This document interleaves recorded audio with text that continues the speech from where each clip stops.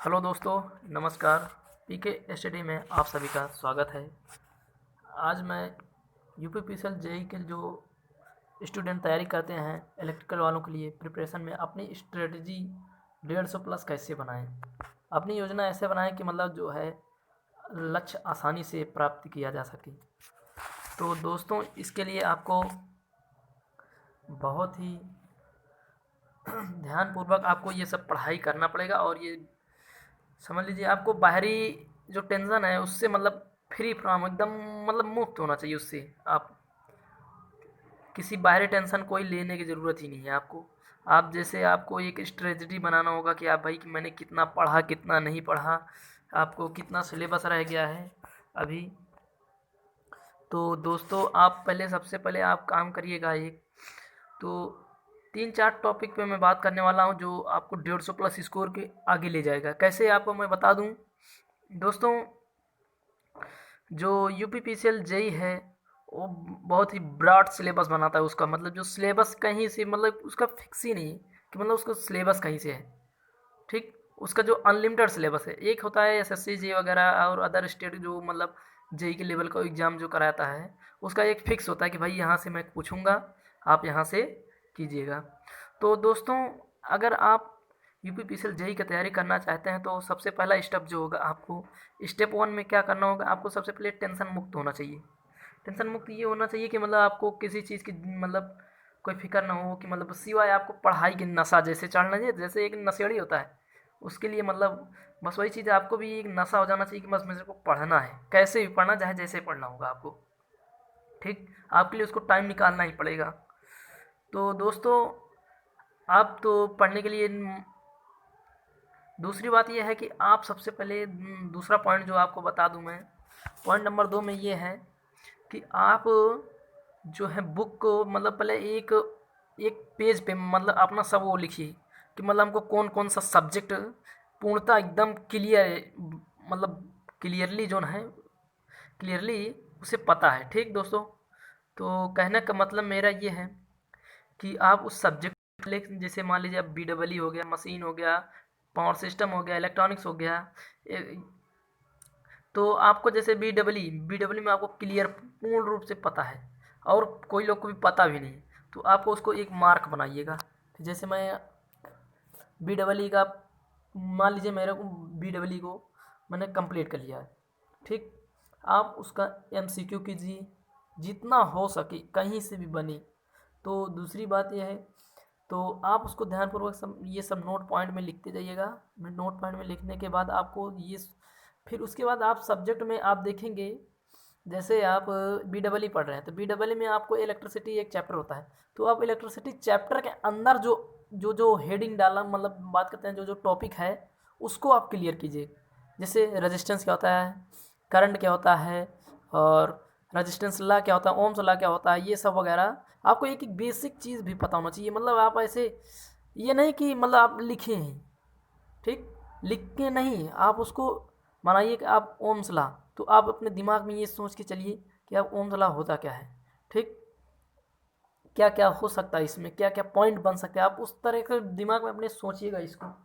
तो दोस्तों, ये सब करने के बाद आप मान लीजिए फिर उसके बाद आप एमसीक्यू करेंगे, इसका हल करना पूरी। एमसीक्यू हल करने के बाद आप अभी टेस्ट सीरीज आप मत दीजिएगा। अगर जिसका कंप्लीट नहीं है, बता रहा हूँ, जिसका कंप्लीट नहीं है आप टेस्ट सीरीज के चक्कर में अभी ना पड़ें। क्योंकि टेस्ट सीरीज अभी आप देंगे ना तो आपको क्लियर नहीं पता होगा कि भाई मेरा तैयारी तो हुई नहीं है अभी। तो जब आप टेस्ट टेस्ट देंगे तो वहाँ पे आपका स्कोर भी कम आएगा, तो आप नर्वस हो जाओगे, यार अरे यार इतना कम स्कोर आ रहा है कैसे होगा मेरा। हाँ, तो आप अभी टेस्ट सीरीज मत दीजिएगा। ठीक, हाँ, जो बच्चा मतलब टेस्ट सीरीज लेना चाहता है, कहने का मतलब वो खरीद लेता है कि जैसे आप तैयारी कर चुके हो भाई कि मैं तैयारी कोई साल से मतलब 1 साल 2 साल 3 साल से भी कर रहा हूँ, कोई भी कर रहा है बंदा।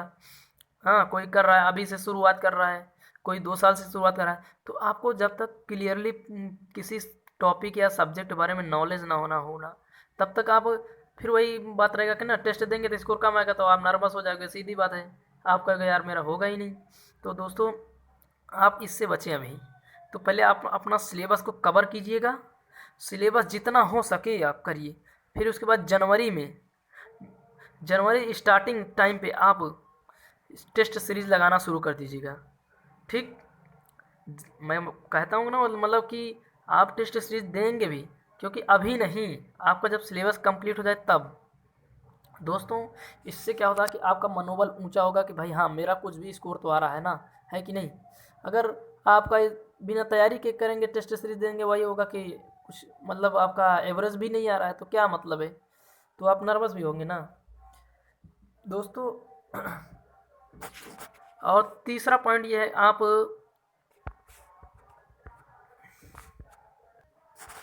इसी तरह आप पूरा सब सिलेबस जो है अपना ख़त्म करने के बाद आप टेक्निकल में कम से कम आप 120 प्लस, 150 में से 120 प्लस आप स्कोर ला ही सकते हैं। ठीक, तो दोस्तों फिर उसके बाद नॉन टेक की बात करते हैं। नॉन टेक की बात में ये करते हैं, उसमें 3 तरह के क्वेश्चन आपके आते हैं। एक होता है जीके जीएस वगैरह हो गया, रीजनिंग हो गया, हिंदी हो गया। हिंदी तो सभी को 10th लेवल का पूछता है, लेकिन हाँ, आपको पढ़ के भी जाना पड़ेगा भाई। नहीं, अगर नहीं पढ़ेंगे तो बस वही है कि मतलब सरल चीज़ भी आपको कठिन लगेगी। ठीक, इसलिए आप हिंदी को भी टाइम दीजिएगा, चाहे 1 घंटे या 2 घंटे भी दीजिएगा, लेकिन दीजिएगा। उसका एमसीक्यू भी कीजिएगा, कोई बेस्ट बुक ले लीजिएगा। बहुत सारी ये क्या कहते हैं, वीडियो वगैरह या सीजीएल वगैरह की बुक आती है हिंदी के लिए, मतलब आप उसको भी दे सकते हैं।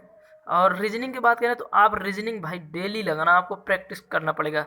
कम से कम 60-70 क्वेश्चन आपको लगाना ही पड़ेगा, हर टाइप की। मतलब ये नहीं कि एक सीजीएल के बुक में एक कोई प्रैक्टिस सेट आता है, आप उसको ले लीजिएगा। उसमें मतलब जो है रीजनिंग का जो है प्रैक्टिस सेट आता है, आप उसी का प्रैक्टिस सेट लगाइएगा। एक एक सब्जेक्ट वो 50-50 नंबर का रहता है उसके भी। तो आप वहाँ से अगर चाहते हैं तो जीके जीएस भी कंप्लीट कर सकते हैं, वहाँ पे 50 नंबर का मतलब जीके जीएस भी पूछता है, तो वहाँ से भी आप कंप्लीट कर सकते हैं आप। और जीके जीएस में बता दूं मैं आपको, 10 नंबर या 11 नंबर आपको करंट अफेयर आएगा। और ये ज़्यादा मतलब ये जो कम करंट अफेयर होता है ना दोस्तों, ये करंट अफेयर बहुत कम समय में, मतलब कहने का मतलब 4 से 5 महीने के अंदर का ही पूछेगा। ये नहीं कि मतलब आपको 1 साल 2 साल गुजर, रेलवे और लगती रहे नहीं पूछता है भाई ये। दोस्तों, इससे क्या होता है ना, आप यहाँ से भी अगर जीके जीएस में बात करूँ मैं, आप कम से कम 10 नंबर 8 नंबर तो यहाँ से भी ला सकते हैं, 12 नंबर जीके। आप ये सब कंप्लीट करने के बाद फिर उसके बाद आप टेस्ट देते रहिएगा, जितना हो सके फिर टेस्ट देते रहिएगा। हाँ, करंट अफेयर वगैरह आप पढ़ लीजिएगा, ज़्यादा नहीं, लंबा मत खींचिएगा। नहीं तो 6-7 महीने का नहीं, आप 4 से 5 महीने के बीच में ही आप करंट अफेयर को पढ़ लीजिएगा। थोड़ा बहुत, थोड़ा बहुत क्या मतलब आपको वहाँ पे 10 नंबर लाना है भाई, उधर आपको पढ़ के भी जाना पड़ेगा वहाँ से। तो दोस्तों, अगर आप,